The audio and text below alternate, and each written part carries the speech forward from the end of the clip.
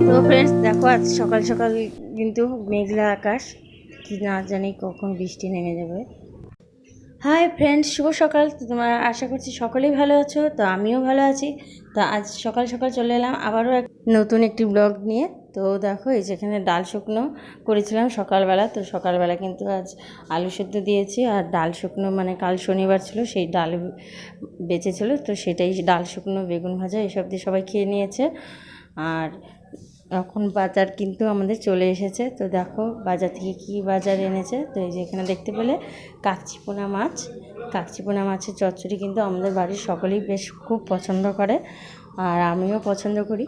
তো আর সাথে কি এনেছে সেটাও দেখবে তোমরা। তো দেখো কি আছে। তো এখানে আছে খাসির মাংস। তো আজ খাসির মাংস আর কী কী রান্না হচ্ছে সাথে সবটাই তোমরা দেখতে পাবে। আর এখানে দেখতে পেলে কতগুলো তেল এনেছে। তো বাড়ির সকলেই কিন্তু এই তেল খেতে বেশি ভালোবাসে। তো সকালের খাওয়া দাওয়া তো সবারই শেষ হয়ে গেছে। তো এখন চলো রান্নাবান্নায় কিন্তু লেগে পড়বো। এখন এই যে মাংসগুলো ধুয়ে নেব আর মাছগুলো কেটে বেছে নেব। তো চলো সঙ্গে। তো ফ্রেন্ডস দেখো, এই যে চচ্চড়ি কিন্তু ঝিরিঝিরি করে একবারে কেটে নেওয়া হয়েছে, সাথে আলুটা কিন্তু আলাদা কেটেছি।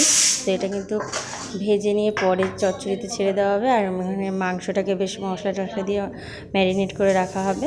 তো আর চর্বিগুলো কিন্তু পরে দিয়ে দেবো, যার কারণ মানে গলে যাতে না যায়, তো তার জন্য এটা আলাদা করে রাখা। এখানে দেখো সমস্ত মশলাগুলো কিন্তু করা হয়ে গেছে। এখানে রসুন বাটা, পেঁয়াজ বাটা, আর এখানে মাছটাও কিন্তু ধুয়ে রাখা আছে। তো এখন রান্না কিন্তু ঝটপট করে বসিয়ে দেওয়া হবে। তো যা আর আমি দুজনে মিলেই করব, বড় যা আর আমি। তো এখানে দেখো এই যে চচ্চড়ি কিন্তু বসে গেছে। তো দুজনে মিলে রান্নাবান্না করছি। তো ফিরে আসছি কিন্তু আবারও দুপুরবেলা একবারে স্নান। তো গুড আফটারনুন বন্ধুরা, তো চলে এলাম। দেখো দুপুরবেলা স্নান পুজো সব দেওয়া হয়ে গেছে, আর এখানে কিন্তু রান্নাবান্না সব কমপ্লিট হয়ে গেছে। তো চলো রান্নার লুকটা দেখিয়ে দিই মাংসের। তো এই যে দেখো গরম গরম মাংস খাসির, আর এখন সেগুলো বেড়ে নেওয়া হবে। এই যে দেখো বেড়ে নেওয়াও কিন্তু হয়ে গেছে, বাটি বাটি কিন্তু সব বাড়া হয়ে গেছে। আর এখানে দেখছো লাল বাটিগুলো, তো এই লাল বাটিতে দেওয়া হবে হলো দই।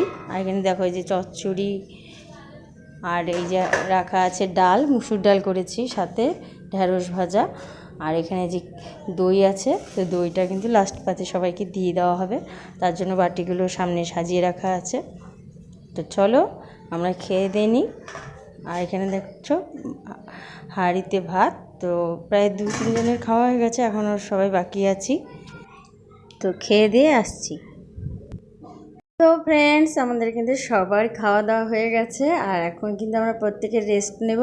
তো চলো আজকের মতো ভিডিওটা আমি এখানেই শেষ করছি। তোমাদের যদি ভালো লাগে তাহলে অবশ্যই লাইক কমেন্ট শেয়ার করো, আর চ্যানেলটি সাবস্ক্রাইব করে দিও। তো দেখা হচ্ছে নেক্সট ব্লগে।